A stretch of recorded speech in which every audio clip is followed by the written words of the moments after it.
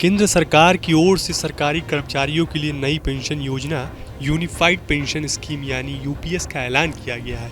यह एक नई योजना है, इसे सरकारी कर्मचारी के लिए लाया गया है। इस स्कीम को 1 अप्रैल 2025 से लागू किया जाएगा।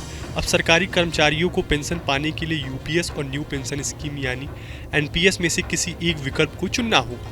वहीं कुछ राज्यों में सरकारी कर्मचारियों के लिए ओल्ड पेंशन स्कीम यानी ओपीएस भी लागू है। तो आइए समझते हैं कि यूपीएस, एनपीएस और ओपीएस में क्या अंतर है। यूनिफाइड पेंशन स्कीम यानी यूपीएस केंद्र सरकार की ओर से लॉन्च की गई है। इसके तहत केंद्र सरकार द्वारा सरकारी कर्मचारियों को पेंशन दी जाएगी। सरकारी कर्मचारियों के 25 साल नौकरी करने पर रिटायर होने के बाद उनकी पिछले 12 महीने की बेसिक सैलरी पर 50% पेंशन के रूप में दिया जाएगा। इसी स्कीम की खास बात यह है कि इसे एश्योर्ड पेंशन का प्रावधान है। अगर कोई व्यक्ति 10 साल नौकरी करता है तो उसे कम से कम 10,000 रुपये पेंशन दी जाएगी।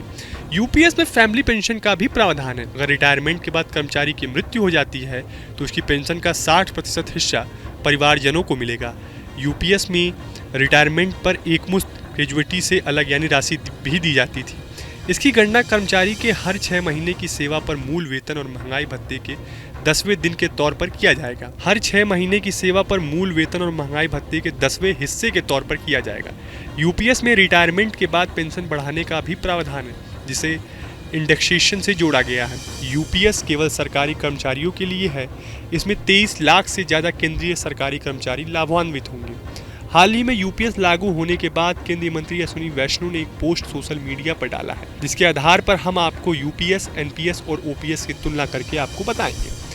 यूपीएस केवल सरकारी कर्मचारियों के लिए है, वहीं एनपीएस सरकारी और निजी दोनों क्षेत्रों के कर्मचारियों के लिए है। ओपीएस भी सरकारी क्षेत्र के कर्मचारी के लिए ही थी। यूपीएस में पिछले 12 महीने की औसत बेसिक सैलरी का 50% हिस्सा रिटायरमेंट के बाद पेंशन के रूप में दिया जाएगा। एनपीएस में रिटायरमेंट के बाद कोई गारंटीड पेंशन का प्रावधान नहीं था, जबकि ओपीएस में आखिरी बेसिक सैलरी का 50% पेंशन के रूप में दिया जाता था। यूपीएस और ओपीएस एक सुरक्षित स्कीम है, वहीं एनपीएस शेयर बाजार से लिंक है।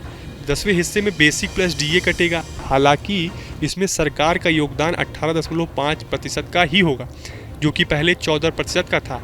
ओपीएस में कोई कटौती नहीं होती थी।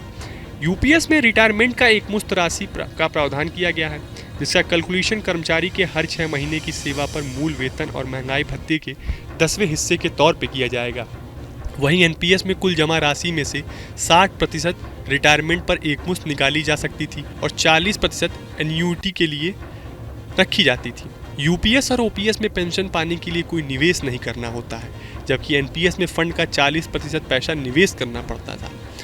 यूपीएस और ओपीएस में पेंशन इंडेक्सेशन का फायदा मिलता है, जबकि एनपीएस में ऐसा नहीं था। यूपीएस में 10 साल नौकरी करने पर 10,000 रुपये प्रति महीने की पेंशन का प्रावधान है।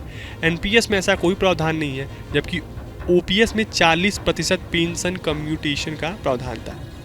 तो आपको हमारा ये वीडियो कैसा लगा, हमें कमेंट बॉक्स में जरूर बताएं। देश और दुनिया की तमाम और यूपी उत्तराखंड की हर छोटी बड़ी खबर के लिए न्यूज स्टेट चैनल को सब्सक्राइब करना ना भूलें। न्यूज नेशन अब व्हाट्सएप पर खबरों की ताजा अपडेट के लिए न्यूज नेशन